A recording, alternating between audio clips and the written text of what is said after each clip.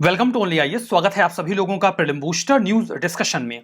आज 27 सितंबर 2022 है, तो आइए देख लेते हैं कि ऐसे कौन से इंपॉर्टेंट आर्टिकल्स हैं जो आज हमें कवर करने हैं। हमारा फर्स्ट आर्टिकल द मर्ज के बारे में है, जो कि इथेरियम से रिलेटेड है। इथेरियम, जो कि दुनिया की दूसरी सबसे वैल्यूएबल क्रिप्टो करेंसी है, उन्होंने अभी हाल ही में अपने सॉफ्टवेयर में एक बहुत बड़ा बदलाव किया है और इसी बदलाव को कहा गया है द मर्ज। अगर दुनिया की दूसरी सबसे वैल्यूएबल करेंसी जो है क्रिप्टो करेंसी वो एथेरियम है, तो पहली कौन सी है आपको पता है, बहुत ही फेमस बिटकॉइन। बिटकॉइन को अगर आप रुपये में एवेलुएट करेंगे तो हाल फिलहाल में मुझे लगता है कि ये 30 लाख पर बिटकॉइन के हिसाब से आएगा रुपीज में। एथेरियम की वैल्यू इस समय 11 लाख पर इथेरियम के आसपास की है, तो मतलब काफी वैल्यूएबल क्रिप्टो करेंसी ये है। इन्होंने भी हाल फिलहाल में जो बदलाव किया है, जिसे द मर्ज किया कहा जा रहा है, इसमें किया क्या गया है, इसमें प्रूफ ऑफ वर्क के मॉडल को प्रूफ ऑफ स्टेक के मॉडल में कन्वर्ट कर दिया गया है। और ऐसा क्यों किया गया है? क्योंकि प्रूफ ऑफ वर्क का जो मॉडल था ये बहुत ज्यादा इलेक्ट्रिसिटी का कंजम्पशन करता था, इसलिए ये कम एनवायरमेंटली फ्रेंडली था। जबकि प्रूफ ऑफ स्टेक का मॉडल जो है वो इलेक्ट्रिसिटी को कम कंज्यूम करता है, इस लिहाज से ये हमारे एनवायरमेंट के लिए ज्यादा फ्रेंडली है। एथेरियम तो ये भी क्लेम कर रहा है कि इस पूरे सॉफ्टवेयर चेंज के बाद एथेरियम में जो इलेक्ट्रिसिटी का कंजम्पशन है वो 99.5% तक कम हो जाएगा। और अगर ऐसा होता है तो ये बहुत ही बड़ा बदलाव होगा। अब समझने वाली बात यह है कि ये क्या हुआ है, प्रूफ ऑफ वर्क से प्रूफ ऑफ स्टेक पे चले गए तो क्या चेंज हो गया। चलिए इसे आसान भाषा में समझने का प्रयास करते हैं। सबसे पहले तो ये समझिए कि नॉर्मल ट्रांजैक्शन कैसे होता है। सपोज करते हैं कि दो व्यक्ति हैं, एक व्यक्ति का नाम है अमन और दूसरे व्यक्ति का नाम है विक्रम। अमन ने विक्रम को 5,000 रुपए ट्रांसफर किए फॉर्मल बैंकिंग सिस्टम से। अब अमन ने विक्रम को 5,000 रुपए का ट्रांजैक्शन किया है या नहीं किया है, इसे कौन वैलिडेट करेगा? एक बैंकिंग सिस्टम जो इंडिया में वर्क करता है। बैंक ये अप्रूव करेगा कि अमन ने 5,000 रुपए का ट्रांजैक्शन विक्रम को किया। अब दूसरा एग्जांपल लेते हैं क्रिप्टो करेंसी का। क्रिप्टो करेंसी जिसमें माइनिंग करके कॉम्प्लेक्स कैलकुलेशंस को सॉल्व करके जनरेशन किया जाता है क्रिप्टो करेंसी का। Bitcoin, Ethereum are the just examples. अब सपोज करते हैं कि अमन जो हैं उन्होंने 5 इथेरियम विक्रम को ट्रांसफर कर दिए। 5 इथेरियम विक्रम को ट्रांसफर किए गए अमन के द्वारा। अब ये कौन बताएगा कि जो 5 इथेरियम का ट्रांजैक्शन विक्रम को अमन के द्वारा किया गया है ये ट्रांजैक्शन सही है और अमन ने कोई फ्रॉड नहीं किया है? अगर अमन ने 5 इथेरियम का ट्रांजैक्शन किया है तो क्या अमन के पास 5 इथेरियम है? ऐसा हो सकता है कि 2 ही हो, या अमन के पास जो 5 इथेरियम है वो उन्होंने विक्रम के अलावा 2 अन्य लोगों को भी ट्रांसफर कर दिए हों। क्योंकि आपको पता है कि जो क्रिप्टो करेंसीज होती हैं वो डिसेंट्रलाइज फॉर्म में काम करती हैं और उनको अप्रूव करने के लिए कोई बैंकिंग सिस्टम वर्क नहीं करता, तो इसके अप्रूवल की जिम्मेदारी इनफैक्ट सबके पास आ जाती है। मतलब जो भी ब्लॉकचेन से जुड़े हुए मेंबर्स हैं वो सभी लोग इस ट्रांजैक्शन को अप्रूव करेंगे। आपको पता होना चाहिए कि क्रिप्टो करेंसीज को जनरेट करने के लिए ब्लॉकचेन में नए ब्लॉक्स ऐड करने पड़ते हैं और ये जो नए ब्लॉक्स ब्लॉकचेन में ऐड होते हैं इन्हें ऐड करने के लिए बहुत ही कॉम्प्लेक्स मैथमेटिकल इक्वेशंस को सॉल्व करना पड़ता है। क्रिप्टो करेंसी के जनरेशन में ही केवल कॉम्प्लेक्स मैथमेटिकल इक्वेशंस को सॉल्व नहीं करना पड़ता, बल्कि जब एक ट्रांजैक्शन ब्लॉकचेन में होता है तो उसके अप्रूवल के लिए भी एक कॉम्प्लेक्स मैथमेटिकल इक्वेशंस सॉल्व करने की जरूरत पड़ती है। तो अब यहां पे कई सारे लोग जो क्रिप्टो करेंसी की माइनिंग में लगे होते हैं वो पैरेलली इन ट्रांजैक्शंस को अप्रूव भी करते हैं। ये सारे लोग इन ट्रांजैक्शंस को अप्रूव करने की कोशिश करते हैं। जैसे ही अमन 5 इथेरियम विक्रम को भेजेंगे ये सारे लोग जुट जाएंगे कि वो इस ट्रांजैक्शन को अप्रूव करें। अब इनको क्या पड़ी है, इन्हें क्या इसमें कुछ फायदा होने वाला है क्या? बिल्कुल, क्योंकि जो भी इस ट्रांजैक्शन को अप्रूव करेगा उसे एथेरियम का एक हिस्सा मिलेगा रिवॉर्ड के तौर पे। अब इसे अप्रूव करने के लिए कॉम्प्लेक्स मैथमेटिकल इक्वेशंस को सॉल्व करने की होड़ मच जाएगी। सारे माइनर्स कोशिश करेंगे कि इस ट्रांजैक्शन को वो अप्रूव कर दें, क्योंकि जो अप्रूव करेगा उसे मिलेगा रिवॉर्ड। लेकिन ये सभी इसे अप्रूव नहीं कर पाएंगे, अप्रूव तो कोई एक ही करेगा। सपोज करते हैं कि ए ने इस ट्रांजैक्शन को अप्रूव कर दिया, तो अप्रूव करने के बाद उसे मिल गया रिवॉर्ड, उसे मिल गया फायदा। लेकिन समझिए कि मैथमेटिकल इक्वेशन को सॉल्व करने के दौरान बहुत सारी बिजली खर्च होती है। अप्रूव केवल एक ही व्यक्ति कर पाएगा, रिवॉर्ड केवल एक ही व्यक्ति को मिलेगा, लेकिन ये प्रयास सारे करेंगे। मतलब बिजली का जो कंजम्पशन यहां हुआ है वो वेस्ट चला जाएगा। इस लिहाज से ये जो मॉडल है इसमें बहुत सारी बिजली बेकार में बर्बाद हो जाती है जिसका कोई फायदा नहीं होता। इससे एनवायरमेंट को नुकसान होता है और इंफ्रास्ट्रक्चर इन्वेस्टमेंट बढ़ जाता है। लेकिन जो भी इसे सॉल्व कर लेता है वो अपने वर्क का प्रूफ देता है और इसे ही कहा जाता है प्रूफ ऑफ वर्क, जिसके लिए उसे रिवॉर्ड मिलता है। तो प्रूफ ऑफ वर्क मॉडल में सबसे बड़ी दिक्कत यही है कि इसमें एनर्जी का वेस्टेज बहुत ज्यादा होता है, जिससे क्रिप्टो करेंसी माइनिंग की कॉस्ट बढ़ जाती है।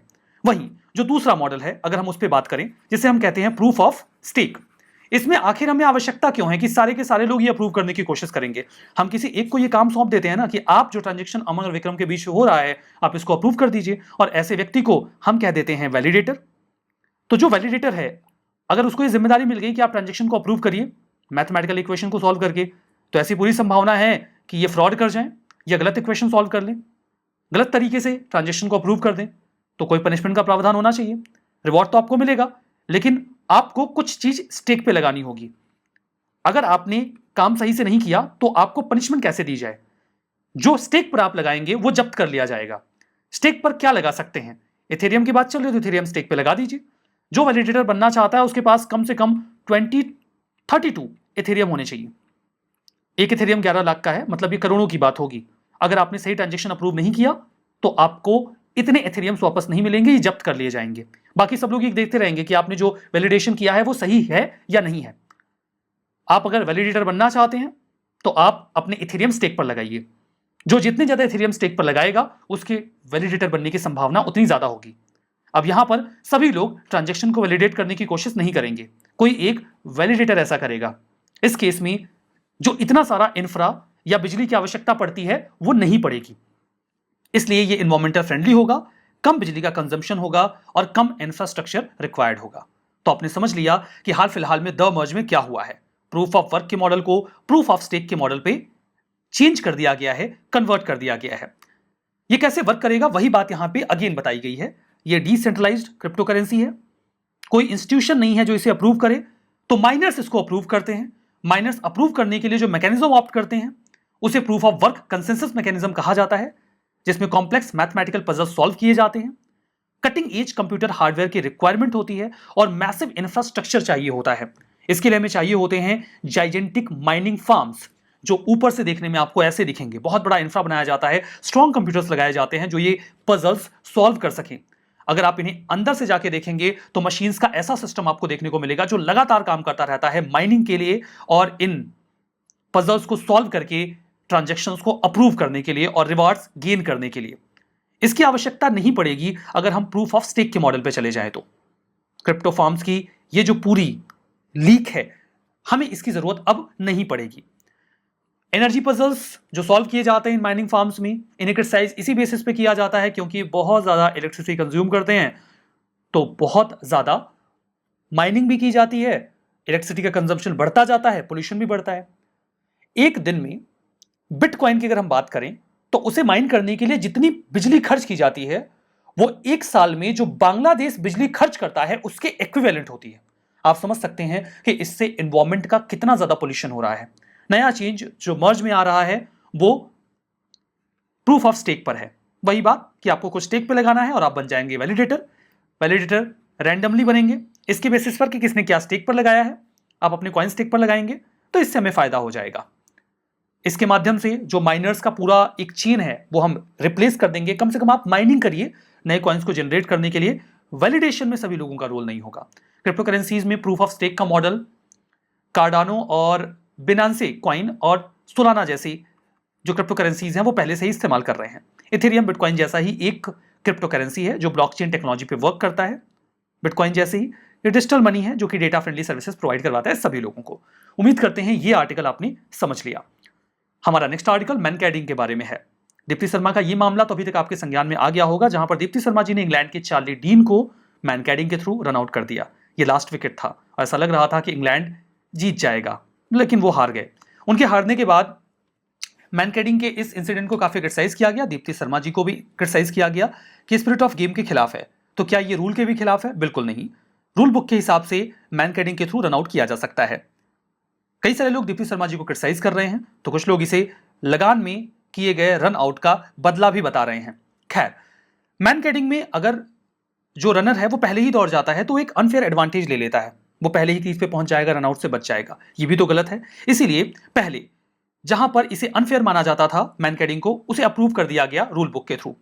इसे नाम मैनकैडिंग इसलिए दिया गया क्योंकि इंडियन क्रिकेटर वीनू मैनकैड ने 1947 में जो ऑस्ट्रेलिया के बैट्समैन थे विल ब्राउन, उनको 2 बार मैनकैडिंग के थ्रू रन आउट किया था। मतलब तब एक प्रकार का ये रन आउट का मैकेनिज्म था, बाद में उन्हीं के नाम पर इसे मैनकैडिंग नाम दे दिया गया।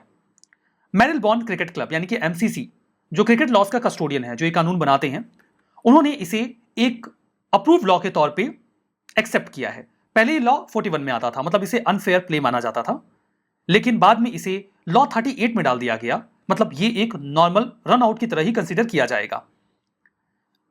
रविचंद्रन अश्विन को भी एक बार इस मामले में टारगेट किया गया था, मैनकैडिंग के मामले में। खैर, आपको बस इतना जानना है कि ये रूल बुक के हिसाब से बिल्कुल सही है और रूल्स बनाए जाते हैं एमसीसी के द्वारा। स्पिरिट ऑफ क्रिकेट के खिलाफ जरूर माना जाता है, लेकिन हाँ, जो रनर हैं उन्हें भी अनफेयर एडवांटेज इस तरीके से नहीं लेना चाहिए। हमारा नेक्स्ट आर्टिकल सितन वसल के बारे में है, सितन वसल केव्स के बारे में है। आर्कियोलॉजिकल सर्वे ऑफ इंडिया ने ये ऑब्जर्व किया कि जो सितन वसल केव हैं, वहां पर बहुत तरीके का डैमेज हुआ है, या वहां का जो पेंटिंग का स्ट्रक्चर है वो वेंडलाइज हो चुका है, इसीलिए उसे कंजर्व करने के लिए प्रयास किए जा रहे हैं और डिजिटली जो प्रोग्रेस है उसे चेक भी किया जाएगा।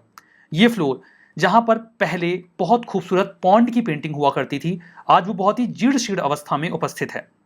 सितल वसल जो केव्स हैं वो तमिलनाडु में लोकेटेड है। हिस्टोरियंस के अकॉर्डिंग ये ओल्डेस्ट इनहेबिटेड एरिया रहा है जैन मॉन्क्स का। पांड्या रूल की पेंटिंग्स यहां पर उसके अर्लीस्ट फॉर्म में हमें देखने को मिलती हैं। जो आर्ट वर्क है सितल वसल की जो केव्स हैं, इन्हें अरिवार कोविल भी कहा जाता है। पोस्ट अजंता केव पेंटिंग्स के एग्जिस्टेंस हमें यहां पे मिलते हैं, जो 4वीं से 6वीं शताब्दी के आसपास यहां बनाए गए, और इनमें फ्रेस्को सिको टेक्निक का इस्तेमाल किया गया है। जो सीलिंग की पेंटिंग है वो काफी फेमस है, जहां पे भाव्य को दिखाया गया है। ब्लूमिंग लोटसेस हैं, 3 डिवाइन स्ट्रक्चर भी वहां पे दिखाए गए हैं, जो सेल्वेशन के लिए वहां पर लिबरेशन के लिए प्रयास कर रहे हैं। इस प्रकार का स्ट्रक्चर जो पहले खूबसूरत था, अब तो खैर वो अच्छी स्थिति में नहीं बचा हुआ है। हमारा नेक्स्ट आर्टिकल इंडिया के पहले फ्लेक्स फ्यूल कार के बारे में है। Flex fuel, flex short form है फ्लेक्सिबल का, और फ्यूल तो आप जानते ही हो। जो फ्लेक्स फ्यूल कार है उसके इंजन इस तरीके से तैयार किए जाते हैं कि आप फ्यूल को बहुत ही फ्लेक्सिबली इस्तेमाल कर सकते हो। फ्लेक्सिबली इस्तेमाल करने का क्या मतलब है? या तो आप पूरा एथेनॉल यूज कर लो, या पूरा पेट्रोल यूज कर लो, या पेट्रोल और एथेनॉल मिक्स करके यूज कर लो, कोई दिक्कत वाली बात नहीं है। इस प्रकार के इंजन को फ्लेक्स फ्यूल इंजन कहा जाएगा, इस प्रकार की कार को फ्लेक्स फ्यूल कार कहा जाएगा। तो इंडिया की पहली flex fuel car Toyota sedan, ये जल्दी ही अगले महीने तक मार्केट में आ जाएगी, और ऐसा करने के बाद इंडिया उन देशों के ग्रुप में शामिल हो जाएगा जिनके पास फ्लेक्स फ्यूल इंजन वाली कार्स हैं, जिनमें शामिल हैं जर्मनी, फ्रांस और ब्राजील। देखिए, जब हम एथेनॉल को ब्लेंड करते हैं पेट्रोल में, तो हमें बदलाव करने पड़ते हैं इंजन के स्ट्रक्चर में, क्योंकि एथेनॉल कोरेसिव होता है और वो जो इंजन के पार्ट हैं, स्पेसिफिकली रबर, उसे नुकसान पहुंचाता है। तो अगर आप पेट्रोल में एथेनॉल को ब्लेंड कर रहे हो तो आपको इंजन में उपस्थित रबर के सारे पार्ट्स रिप्लेस करने पड़ेंगे, नहीं तो इंजन सही तरीके से वर्क नहीं कर पाएगा। तो चेंजेस करने पड़ते हैं। तो फ्लेक्स फ्यूल इंजन इस तरीके से तैयार किया जाता है कि वो सही तरीके से इस फ्यूल का इस्तेमाल कर सके। एक ही फ्यूल टैंक में एथेनॉल मिक्स करके आप यूज कर लीजिए, एथेनॉल यूज कर लीजिए या पेट्रोल यूज कर लीजिए, कोई दिक्कत वाली बात होती नहीं है। इसीलिए इसे फ्लेक्स फ्यूल कहा भी जाता है। पेट्रोल और एथेनॉल की ब्लेंडिंग के कई सारे मैकेनिज्म्स होते हैं। 10% मिक्स कर लिया, 20% मिक्स कर लिया। अभी तो हमारा टारगेट 2025 तक 20% ब्लेंडिंग का है। खैर, ब्राजील में 85% ब्लेंडिंग और 100% एथेनॉल पे भी जो व्हीकल्स हैं उनको रन करवाया जाता है। Flex fuel vehicles biofuel vehicle से, बाई फ्यूल व्हीकल से, बाई नहीं, बाई मतलब 2, बायो की हम बात नहीं कर रहे हैं, उनसे अलग है। बाई फ्यूल व्हीकल ऐसे होते हैं जहां पे 2 टैंक्स में अलग अलग फ्यूल भरा जाता है और एक बार में केवल एक ही फ्यूल यूज होता है। जैसे कि आपने पेट्रोल सीएनजी कार देखी होगी, जहां पे या तो पेट्रोल यूज हो रहा होगा या फिर सीएनजी यूज हो रही होगी, या पेट्रोल एलपीजी कार्स होती हैं, या तो पेट्रोल यूज हो यहां पर, या फिर सीएनजी यूज होगा या एलपीजी यूज होगा। मतलब कुल मिला के एक बार में एक ही फ्यूल यूज होगा। यहां ऐसा कोई मामला नहीं है, दोनों का मिक्स यूज हो सकता है, और जो आप फ्यूल भरते हो वो एक ही टैंक में भर सकते हो, 2 टैंक नहीं लगाए जाएंगे। फ्लेक्स फ्यूल के बेनिफिट्स क्या हैं? ये सस्ता अल्टरनेटिव है। जैसे पेट्रोल हमें इंपोर्ट करना पड़ता है, महंगा पड़ता है, जबकि जो एथेनॉल है वो हम अपने यहाँ बना सकते हैं। तो इससे हमारा इंपोर्ट बिल कम हो जाएगा और हम पेट्रोल के कॉस्ट को नीचे भी गिरा पाएंगे। रॉ मटेरियल की सप्लाई एथेनॉल के लिए काफ़ी आसानी से मिल जाती है। हम बनाते हैं शुगर केन से या कॉर्न से, वो इजीली अवेलेबल है। नेचुरल एंटी फ्रीज होता है एथेनॉल। पेट्रोल जम जाएगा, एथेनॉल जमेगा नहीं। गैस लाइन्स में या पाइप लाइन्स में जमेगा नहीं। चिली विंटर में भी ये आसानी से वर्क करेगा। लेस कार्बन फुटप्रिंट होता है इसका।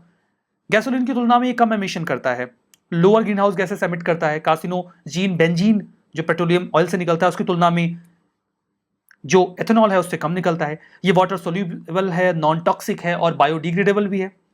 कम पॉल्यूटिंग गैसेस निकलती हैं जैसे कि कार्बन मोनोडाइऑक्साइड, सल्फर, कार्बन या फिर नाइट्रोजन ऑक्साइड्स। तो इस हिसाब से ये इन्वायरमेंटल फ्रेंडली भी है। तो चलिए रिवीजन कर लेते हैं। मर्ज बिटकॉइन से एसोसिएटेड है, गलत है। इथेरियम से एसोसिएटेड है। मैनकेटिंग, विनु मैनकेट के नाम पर इसका नाम रखा गया है, ये सही है। सितलवसल केव्स ओल्डेस्ट इनहैबिटेंट माने जाते हैं यहां पर बुद्धिस्ट भिक्षुस, गलत है। ये जैन से एसोसिएटेड है, तो ये भी गलत हो गया। तो हमारा आज का ये सेशन यहां पर समाप्त होता है। बहुत बहुत धन्यवाद।